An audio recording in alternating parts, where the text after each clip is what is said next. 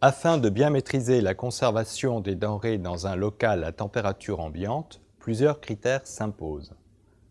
La température doit être inférieure à 20 degrés, le taux d'humidité doit être faible pour éviter les moisissures, une ventilation naturelle ou artificielle pour éviter les mauvaises odeurs, une rotation des stocks doit être visible et connue par l'ensemble du personnel afin d'éviter des DLUO qui soient dépassés.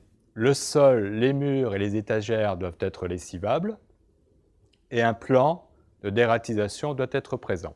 La tenue appropriée, en général, c'est une blouse bleue ou un tablier bleu.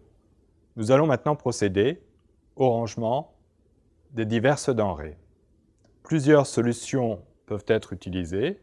La première est de marquer le stock initial à l'aide d'un feutre vert, par exemple,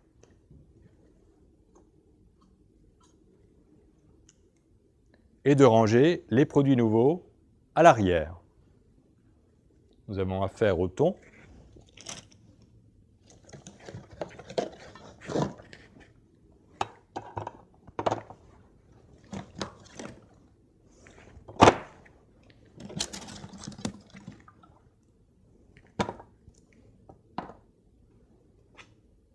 Le maquereau, l'opération sera la même.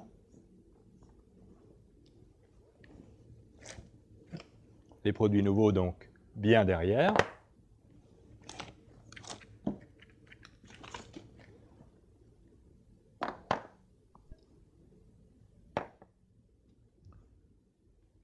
Une autre méthode s'offre aussi à nous, est celle de disposer derrière le stock initial une réglette pour différencier le stock présent du stock nouveau.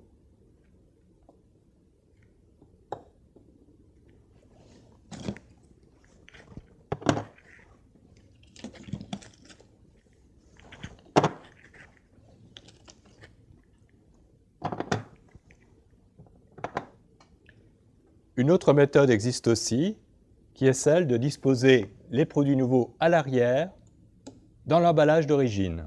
Et là, vous avez de l'huile. Le stock nouveau est gardé dans son état d'origine avec le carton. Rien ne sera mis à même le sol, mais sur clayette ou cagette plastique si nécessaire. Au niveau des méthodes de rangement, il est heureux de disposer les produits les plus lourds en bas, sur une étagère, et les produits les plus légers vers le haut. Il est important de gérer les fiches de stock. Donc, nous sommes aujourd'hui le 6. J'ai reçu 3 boîtes de maquereaux. Le stock initial était de 2. Nous avons donc maintenant 5 boîtes en tout. Je renouvelle cette opération sur le thon. 6. Entrée 6. Stock initial 3, donc ça fait 9. Et les olives,